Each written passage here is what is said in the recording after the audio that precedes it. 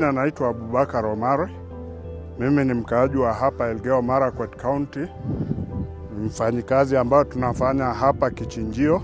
Kichinjio hii ilianza kwa muda mrefu uliopita, na kabla ya hapo tulikuwa na changamoto nyingi sana baina ya hizi slaughterhouse.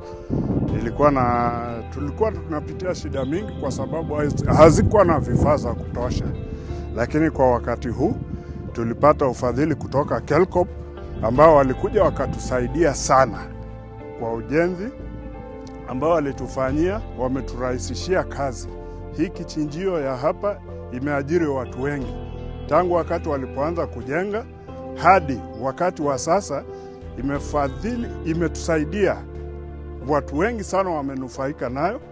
Kutoka kwa hapa sisi wenyewe tuko na zaidi ya wafanyikazi karibu 15 wale wanafanya hapa ndani, wale wameajiriwa. Alafu kuna wale wa vichwa pia wenye wanategemea hapa, wanachukua vichwa kama ya ng'ombe ya kondoo kwenda kuuzia wananchi pale nje.